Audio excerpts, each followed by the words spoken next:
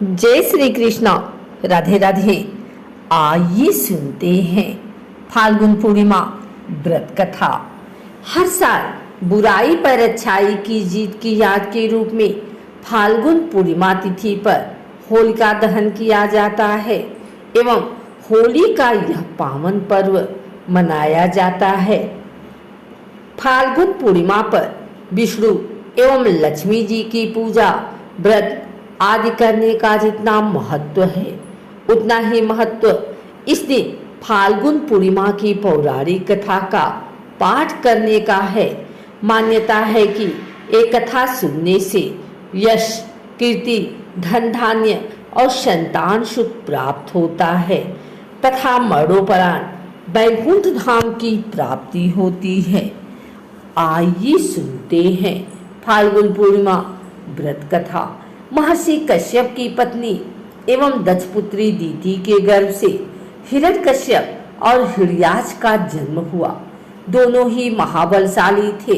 फलस्वरूप देवताओं को पराजित करके दोनों भाइयों ने स्वर्ग पर अपना अधिकार कर लिया। उनके अत्याचार से देवलोक में हाहाकार मच गया। अतः भगवान विष्णु ने वराह अवतार लेकर हिरण्याक्ष का वध कर दिया। अपने भाई की मृत्यु से क्रुद्ध हिरण्यकश्यप भगवान विष्णु को अपना शत्रु मान बैठा और उनसे प्रतिशोध लेने के लिए भगवान ब्रह्मा की तपस्या करने लगा। उधर हिरण्यकश्यप की अनुपस्थिति में देवताओं ने दैत्यों पर आक्रमण कर दिया और स्वर्ग पर पुनः अपना अधिकार प्राप्त कर लिया। हिरण्यकश्यप की पत्नी कयाधु उस समय गर्भवती थी, जिसे देवराज इंद्र ने बंदी बना लिया। वो कयाधु को लेकर अमरावती जा रहे थे। तभी मार्ग में उन्हें देवर्षि नारद मिल गए। नारद जी इंद्र के साथ कयाधु को देखकर बोले, देवराज आप इसे लेकर कहाँ जा रहे हैं? ये सुनकर इंद्र ने कहा, हे देवर्षि, कयाधु गर्भवती है। इसके गर्भ में हिरण्यकश्यप जैसे दुष्टात्मा का अंश है, जिसका वध करके मैं इसे छोड़ दूंगा। इस पर देवर्षि नारद बोले, इसके गर्भ में तो श्री नारायण का परम भक्त है, अतः इसे छोड़ दो। इंद्र नारद मुनि की ये बात सुनकर देवराज ने कयाधु को छोड़ दिया। देवर्षि नारद हिरण्यकश्यप की पत्नी को अपने आश्रम में ले आए और बोले, बेटी, जब तक हिरण्यकश्यप की तपस्या पूरी नहीं हो जाती तुम निश्चिंत होकर यही रहो।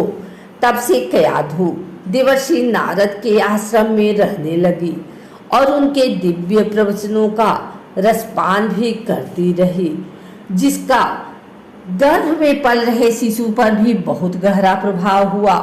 जब समय आया तो कयाधु ने एक पुत्र को जन्म दिया, जिसका नाम रखा गया प्रहलाद। इधर हिरण्यकश्यप की तपस्या जब पूरी हो गई तो ब्रह्मा जी ने प्रसन्न होकर उसे मनोवांछित वरदान दिया, जिसके पश्चात वो अपने राज्य वापस लौट आया। कयाधु भी प्रहलाद को लेकर अपने पति के पास चली आई।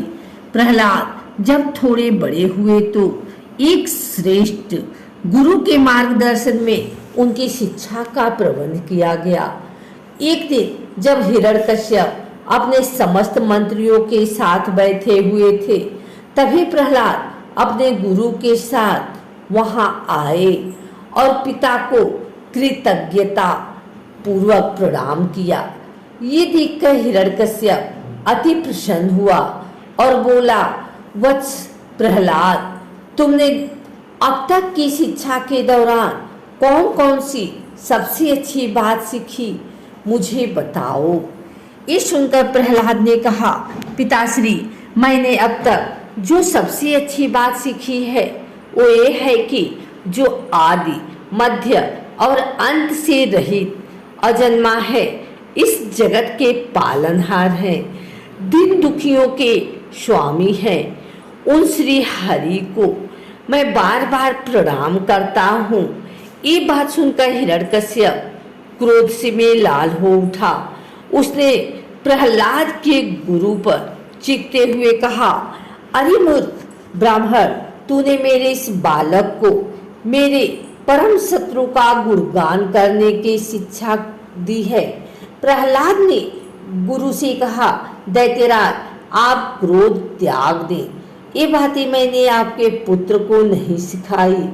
ये सुनकर हिरण्यकश्यप आश्चर्यचकित हो गया और बोला, पुत्र बताओ, तुम्हें ये उपदेश, ये शिक्षा किसने दी है? प्रहलाद बोले, हृदय में स्थित भगवान विष्णु ही तो संपूर्ण संसार के उपदेशक हैं।